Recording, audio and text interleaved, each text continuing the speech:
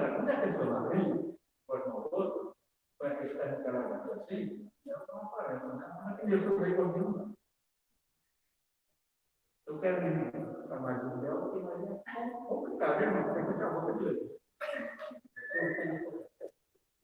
Esse Moisés. A questão é a essência. Nós estamos girando em torno da essência. Por que disso? Por que que eu faço isso? Não significa que você não pode usar coisa boa, ou que o senhor não pode ter 50 ternos. Agora, com que intenção que eu tenho 50 ternos? Eu tenho 50 ternos para menosprezar o que tem 49? Para dizer, olha, eu tenho um a mais que você? Ou eu compro os meus ternos porque eu gosto de, diante de Deus, apresentar o melhor? Qual que é a minha essência? Não, eu não vou nem comprar terno porque tem que ir de terno, então eu vou porque eu tenho que ir de terno. Então eu não vou nem comprar outro. Então eu só venho com um terno porque eu tenho a obrigação de estar com um terno. A essência é do mesmo jeito, certo? Ou eu só tenho um terno porque eu não posso comprar outro terno. Pô, Senhor, eu só tenho um terno, mas mesmo com um terno eu continuo te adorando. É essência. Deus, ele é um ser essencial, certo? O homem é superficial. O homem vê aquilo que está diante dos olhos. Por que que o Samuel, ele ia ungir o Abinadab? Porque ele era bonito, ele era forte, ele lembrava o Saul. Estava diante dos olhos. Aí Deus diz para ele, não. Eu não vejo o que está diante dos olhos, eu vejo a essência. Então, com a essência é que Deus trata. A essência é diante de Deus. Significa que o Davi era feio, então? Não. Mas, não adianta um estar bonito e o outro estar bonito, Deus vai olhar o que tem de essência. Por que é que você está bonito? Por que é que você está dessa forma? Deus quer que você esteja bonito, mas Deus quer que você esteja bonito sabendo o porquê com a essência correta. É diante de Deus. Aqui eu não tenho obrigação nenhuma, eu vou para a igreja de qualquer jeito mesmo. Deus está vendo a essência. Deus vê que eu não sou um coitadinho, mas eu nem faço caso da casa de Deus. De qualquer jeito tá bom, pelo menos eu estou lá. Qual que é a essência que eu tenho diante de Deus? É a essência. Por que que o Ciro era dessa forma? Porque o Ciro tinha uma essência diante de Deus. Então o Ciro permite que Israel volte. E ainda ajuda Israel no que ele precisar lá. Se eu não entender o que é a essência, também eu vou continuar patinando no evangelho. Eu venho aqui, patino, nada, não sai do lugar. Eu posso comprar um terno de 15 mil reais, mas aí eu vou lá no shopping e falo, eu vou comprar um de 100. Se eu comprar um de 15 mil, não me faz falta, certo? Mas eu vou comprar um de 100. Vou comprar qualquer um mesmo, é para ir para a igreja mesmo. Eu vou usar para ir para a igreja, então vou comprar. Qual que é o mais barato que tem aí? Tem algum na promoção aí? É essência, irmão. Agora, porque eu posso comprar um de 15, eu compro de 100, isso é humildade? Deus está vendo a essência, irmão. Claro! Sim, porque o homem vê o que está diante dos olhos. Deus, ele vê o coração. Por que que Deus abençoa umas pessoas e as outras ficam só olhando a bênção? Veja só, Jesus, ele está andando, indo para Jerusalém, ele anda 40 quilômetros com uma multidão. 40 quilômetros, hein? Com uma multidão. E a multidão está indo com ele. Certo? 40 quilômetros andando, irmão, é tempo. Certo? Aí Jesus encontra com o cara. Ele encontrou naquela hora. E o cara diz assim: Jesus, filho de Davi, tem misericórdia de mim. Jesus manda chamar ele. E esse cara era um mendigo. Jesus manda chamar ele.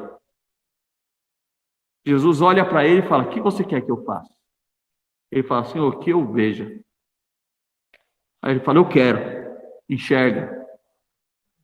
E o cara enxergou. Certo? O que eu quero dizer com isso? Existem pessoas que elas vão caminhar 40 quilômetros e não vão viver milagres. Eles vão ver milagres, mas não vão viver. Tem pessoa que Jesus encontrou com ele agora e ele já vive o milagre. Então, existe as pessoas que vivem milagres e existem as pessoas que veem o milagre. Quem só vê o milagre é porque não tem essência de verdadeiro adorador. Mas quem vive milagre tem essência de verdadeiro adorador. Se eu só vejo, mas eu não vivo, tem alguma coisa de errado comigo. Eu preciso fazer uma análise na minha vida. Ou seja, aquela multidão estava bonita. Estava bonitona andando do lado de Jesus lá. Todo mundo bem vestido, bem trajado, com vestes adequadas. E o outro era mendigo. Ele estava adequado? Ele era mendigo. Ele não podia entrar numa casa e muito menos numa festa. Aquela multidão toda podia entrar em alguma casa e até numa festa. Certo? Mas não tinha essência. É a essência que faz a diferença. Ah, então eu tenho que andar mal vestido para que eu tenha essência? Não. Porque aí a mesma multidão continua a trajetória e encontra o cara mais rico dali, da vizinhança. Encontra o Zaqueu. Muito bem trajado e melhor trajado que os outros. Aí aquela multidão olhava e falava: esse cara é soberbo. E ele nem gosta desse cara aí, de tão prepotente que ele é. E Jesus fala: Zaqueu, desce. Hoje eu vou pousar na sua casa. Por quê? Por causa da veste dele? Por causa da essência. Entende o que é essência, irmão? Essência não é o que está por fora. Essência é o que está por dentro. Essência não é o que eu vejo. Essência é o que Deus vê. Se fosse olhar para os outros testemunhos, Jesus só entrou porque estava muito bem vestido. Olha a roupa dele. O homem está trajado, anel no dedo, também no dedo. O Senhor olhou para ele. Você viu o sloganzinho que eu postei lá no grupo? Se Jesus pregasse a mensagem que os pregadores pregam hoje, ele não seria crucificado.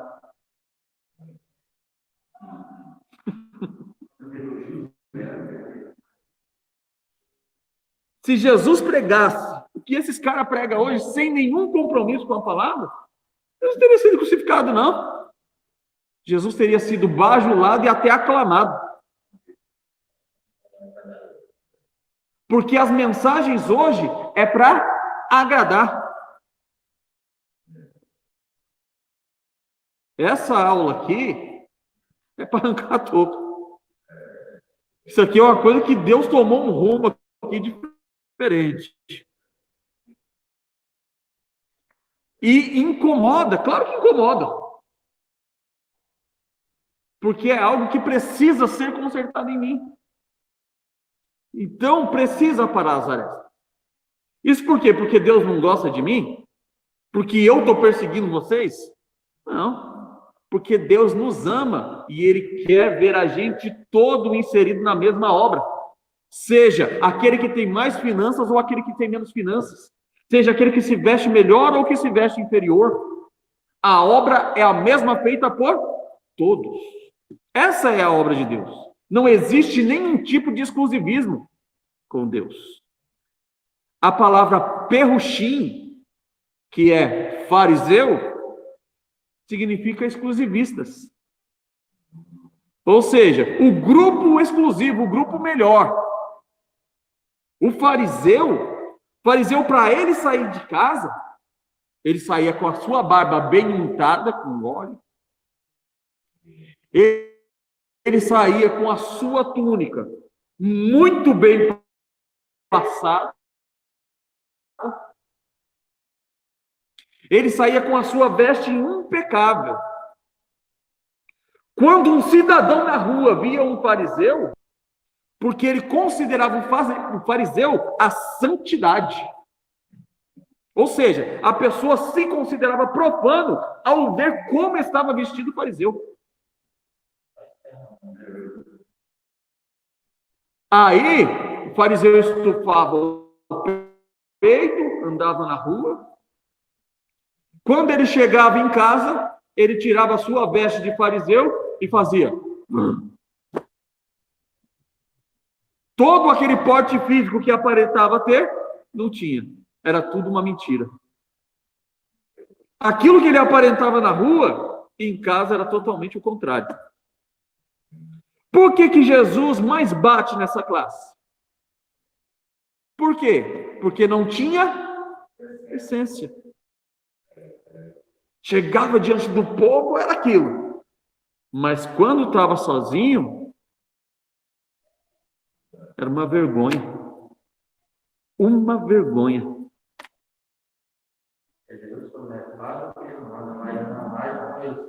Exatamente. Eles por fora são bonitos, maravilhosos. Você andar ali no cemitério Campo Grande ali, ó, tem aquelas lápides de japonês lá, tudo no mármore. Muito bem feito, muito bem ornamentado. Mas abre lá dentro. Só podridão. Está fedido do mesmo jeito, porque essa é a essência que tem dentro. Irmão, entende? Sem essência, o lado de fora não tem o menor sentido. É sal que não tem tempero. Só serve para ser pisado pelos homens. O que aconteceu com Israel? Foi pisado por Babilônia, foi pisado pelo Medo-Persa, foi pisado pela Grécia, foi pisado por Roma. O que eles estão clamando, Jesus? Senhor, nos livra da mão dos nossos opressores. Porque eles estão sendo... Por que estavam sendo pisados? Por falta de essência.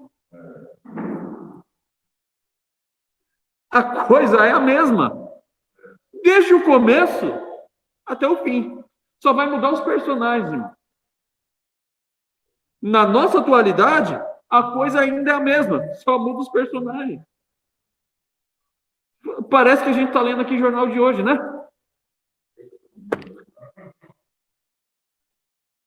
Por causa da falta de essência. Qual que é a essência que eu produzo? O que é que eu tenho em mim, irmão? Eu tento demonstrar uma coisa, mas sou outra. Eu tenho que consertar a minha essência. Eu tenho que ser aquilo que minha boca está proferindo. Aquilo que eu cobro de você, eu tenho que ser. Eu não tenho que cobrar de você e ser diferente. Eu tenho que ser aquilo que eu cobro. Minha boca tem que atestar aquilo que eu sou. E eu ser aquilo que minha boca atesta. Tem que ser fato e evidência. Diz a lenda que um bom cobrador é um mau pagador. Cobra, cobra, cobra. Quando é com ele, Um bom pagador tem até vergonha de cobrar. Ele se sente constrangido em cobrar. Quando chega a cobrar, ele cobra, mas com a cara calçando de vergonha. Se possível, ele leva até prejuízo. Esse é o bom pagador. Mas o bom cobrador, ele está lá, ele é duro, ele está em cima. Professor, mas a gente não está falando da Bíblia? Ainda estamos. Porque Jesus disse que tinha aquele cara que ele tinha uma dívida muito grande. E o outro que tinha uma dívida pequena. Que pediu para o seu Senhor, tem misericórdia de mim. Eu não tenho como pagar essa dívida. E aí aquele Senhor perdoou a sua dívida. E o outro que tinha uma dívida muito pequena foi constrangido por aquele que tinha sido perdoado. Chegou nele, olha, eu quero que você me pague a dívida. Mas eu não tenho como pagar. Então eu vou mandar prender você. E o outro senhor ficou sabendo do agrado que ele fez. E mandou chamá-lo. Rapaz, eu não usei de misericórdia como você devendo tanto. Você não poderia ter usado de misericórdia com este também? Por causa do seu comportamento, por causa da sua essência, por causa do que tem dentro de você, agora você será lançado nas trevas exteriores, até que você pague um último centavo.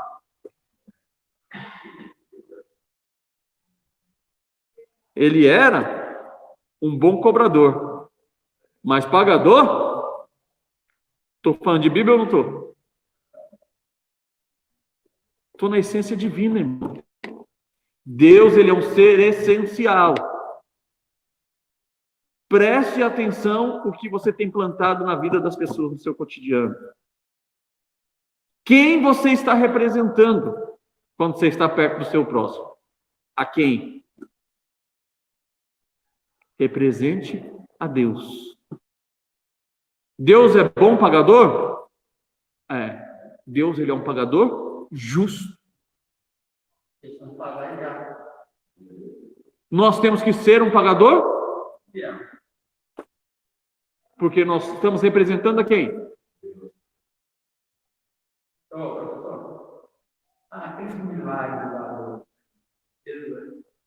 e essa que podemos, aquela da mulher do cachorrinho, soldado centurião, Jesus fez.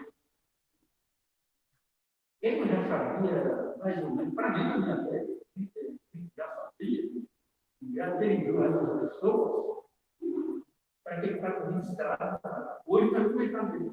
Claro. Claro.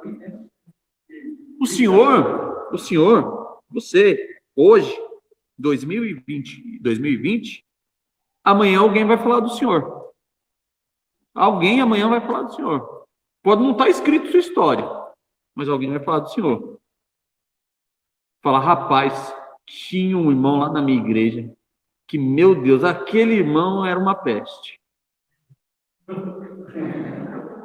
Ou então, vai chegar amanhã, alguém falar, puxa, tinha um irmão lá na igreja, aquele irmão era uma bênção. Alguém vai falar do Senhor. Só que vai falar o quê? Aquilo que o Senhor está plantando hoje. Fala, puxa vida, o irmão José, aos 10 anos atrás, ele era uma tribulação. Mas nos últimos 5 anos, o irmão José ficou uma bênção. Meu Deus do céu. Nós seremos comentados amanhã. Só que vai depender da gente qual será o comentário de amanhã. Talvez o senhor nem esteja aqui para ouvir o comentário, mas o senhor vai ser comentado.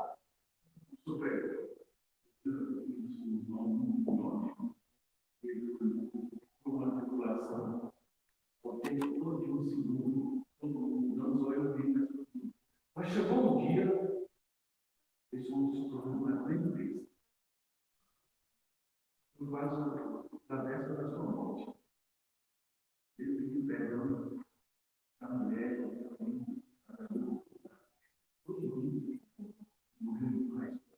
Ou seja, não, veja só uma coisa.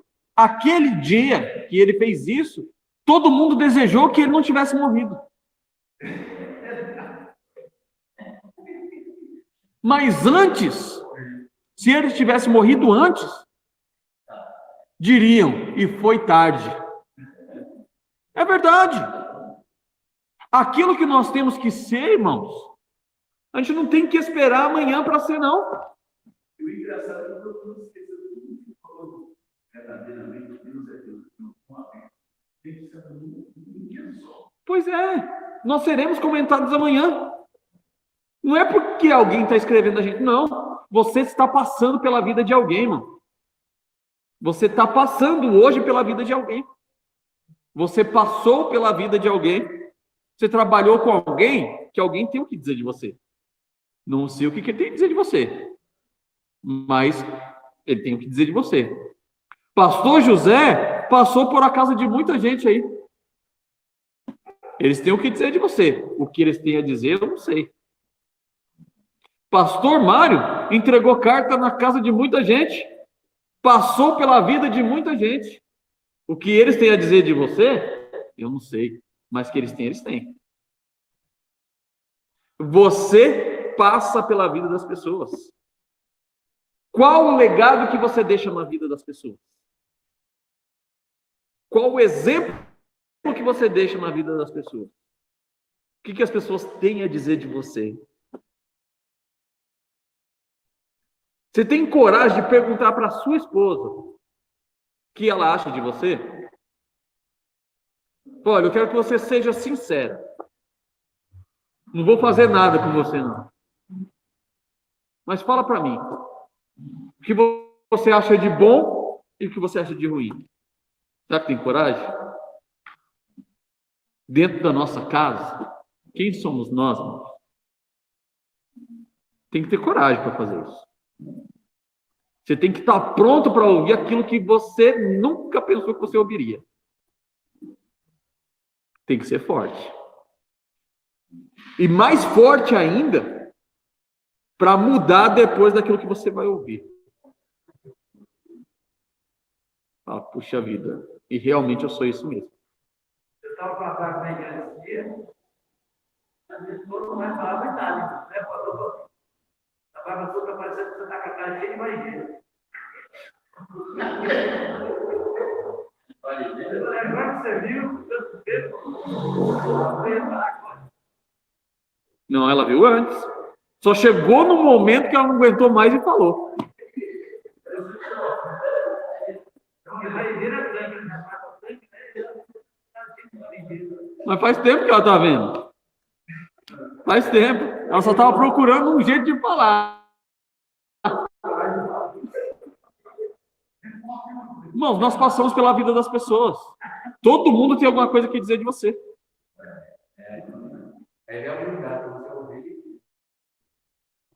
Ouvir, fazer uma autoanálise e consertar o que está errado.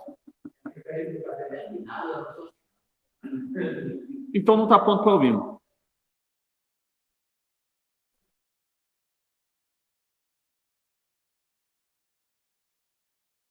Quem está pronto tem que ser forte, irmão. Israel não estava pronto para ouvir o que Deus tinha que falar. O que aconteceu com Estevão? Estevão falou alguma mentira? Só a verdade. O que Estevão recebeu?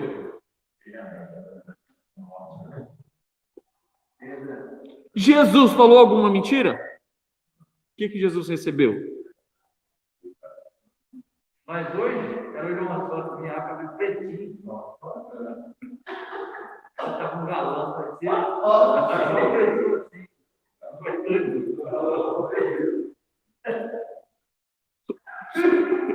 Foi quando isso aí? Hoje? Se eu fosse o senhor, eu corria na farmácia ali. Então, comprava uma caixinha de tinta. Mas a cara já está toda desfeita. Esse irmão Adelina. Amém, meus irmãos?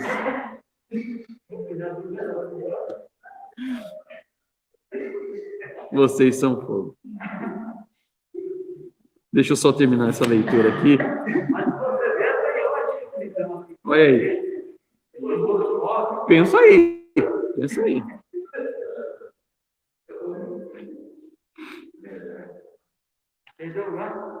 Uma vez em casa, os israelitas começaram a construção, mas tiveram de enfrentar a grande oposição. Foi um período difícil e, por conta disso, a obra tem uma pausa, sendo retomada depois a todo vapor. E foi exatamente nesse período que se fecharam as cortinas proféticas do Antigo Testamento e também o próprio Antigo Testamento. Observe na figura abaixo que o Antigo Testamento termina durante o reinado de Dário. E é aqui que daremos início ao nosso estudo, ou seja, no período interbíblico. Então, vamos lá. Babilônia, 539 a 605, uma cidade no Vale Mesopotâmico e uma das primeiras a ser fundada.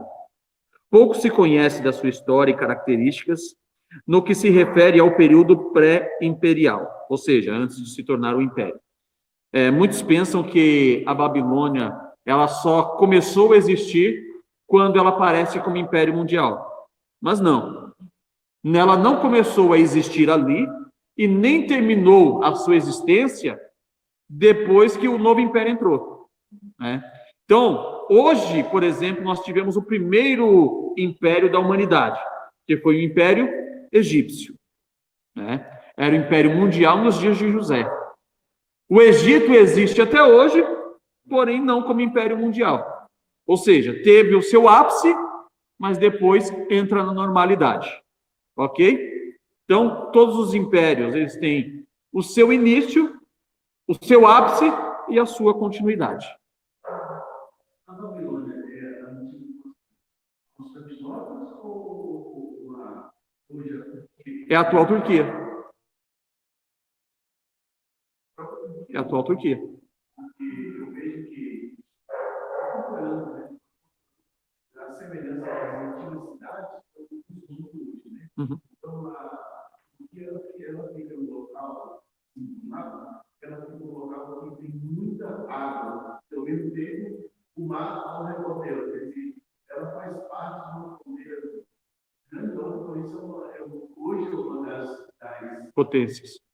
potências árabe, né? E eles, até hoje, é muito lucrativo por causa da localização da cidade. Uhum. Sim, sim. Exatamente. Uma vez que o nível das águas está agora mais alto do que nos tempos antigos, o que resta das cidades mais antigas se encontra embaixo d'água. A cidade tornou-se importante ao ser elevada à capital da primeira dinastia babilônica, chamada Dinastia Amoreia, a qual pertencia ao famoso Hammurabi. Perdeu, no entanto, a sua importância política após a queda dessa dinastia. Mas a Babilônia continuou a ser muito respeitada como centro religioso, cultural do mundo antigo. Durante o domínio do Império Assírio, tornou-se num vassalo, ou seja, passou a pagar imposto ao Império Assírio. Desse império, mas rebelou-se frequentemente contra o jugo dos seus senhores. Senaqueribe foi, então, exasperado, né? Ou seja, ele foi desarraigado com essas constantes rebeliões, que destruiu completamente a cidade em 689 a.C., com a intenção de que não se voltasse a ser construída. Contudo, a opinião pública, mesmo a sua terra natal, mostrou-se contra tal fato e a reconstrução da cidade começou logo a seguir, a morte de Senaqueribe. Quando Nabucodonosor, Nabopolassar, que era pai de Nabucodonosor, fundou o império independente da Babilônia, a cidade tornou-se na capital da nova monarquia, e pouco depois também do império. Foi a Babilônia deste período que R. Caldwell, entre 1899 e 1917, escavou em ligação com o German Orient Society.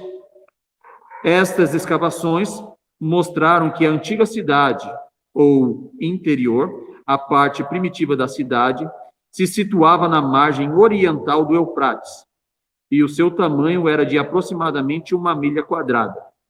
A noroeste ficava o Palácio Real, e a sul deste ficava o recinto sagrado de Azagila, em cuja área se situava a Etmenanque, a torre do templo, com cerca de 91 quilômetros, assim como o templo de Marduk. Nabucodonosor reconstruiu e alargou o palácio, acrescentando, entre outras coisas, uma estrutura abobadada sobre ela. Plantou jardins conhecidos como Jardins Suspensos da Babilônia e conhecidos no mundo antigo como uma das 7 maravilhas do mundo. Construiu também a nova cidade na margem oriental do rio e ligou-a através de uma ponte, a cidade antiga, mais tarde chamada de cidade interior. Cerca de 2,4 quilômetros a norte da cidade, ele erigiu um novo palácio, chamado de Palácio de Verão, e construiu uma parede dupla, que incluía este palácio e os subúrbios dentro dos seus limites.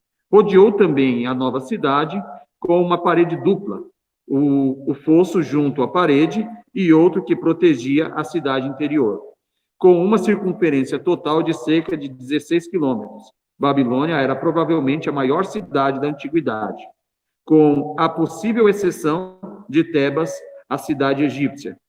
A cidade foi construída com tijolos, uma vez que o solo aluvial daquela área não continha pedras. Os tijolos vulgares não tinham qualquer preparação especial, mas os edifícios públicos eram revestidos com tijolos preparados, envernizados e de diferentes cores, que davam a essa metrópole uma beleza que era dificilmente igualada por qualquer outra cidade de tamanho comparado. Os tijolos das paredes exteriores da cidade eram amarelados, ou amarelos. Os dos portões eram azuis e os dos palácios eram rosas avermelhadas, e dos seus templos brancos. Além disso, os portões da cidade estavam decorados com touros em relevo, alternando com figuras de várias cores semelhantes a dragões. Nas paredes das ruas da procissão, que ia desde o norte da cidade até o templo de Marduk, via-se leões de várias cores, em relevo feitos de tijolos envernizados. Não é de admirar que o construtor desta cidade se tornasse orgulhoso e despótico. Este fato é mencionado não somente no livro de Daniel, no capítulo 4, mas também em inscrições que Nabucodonosor deixou para a posteridade, de onde proclamava o seu nome e fama. Foram feitas várias profecias contra a Babilônia, dizendo que a cidade seria destruída, tornando-se num local desabitado. Esta profecia se cumpriu gradualmente. Amém? Então, a gente fica aqui com a Babilônia, e na próxima semana a gente entra no Medo-Persa. Amém até aqui, meus irmãos? Pastor Mário, por favor.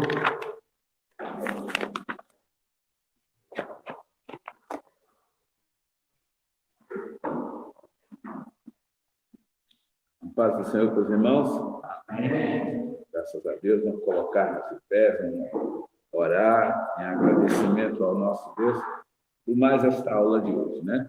Mais um pouquinho que aprendemos, e de pouco em pouco, né, a gente chega onde pretendemos chegar, que é conhecer mais e mais.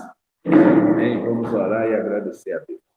Senhor Deus, Pai Todo-Poderoso, te damos graças por esta noite abençoada que aqui nos encontramos nesta aula. Senhor, aula essa que trouxe mais um pouco, que agregou um pouco mais de conhecimento acerca dos fatos que nortearam, ó Deus, o teu povo nesta terra. Te agradecemos, Senhor, assim por essa bênção maravilhosa, por essa edificação que nos trouxe o aprendizado desta noite. Muito obrigado por cada um dos teus servos, pelo professor, enfim, por tudo, né, pela perseverança. Amém. Em nome de Jesus te agradecemos por tudo, meu Deus. Amém. Que a graça de nosso Senhor Jesus Cristo, o grande amor de Deus Pai, a comunhão e as consolações do Espírito Santo e a paz esteja em nossos corações e permaneça de agora para todos sempre. Todos nós digamos amém. Encerrado em nome de Jesus.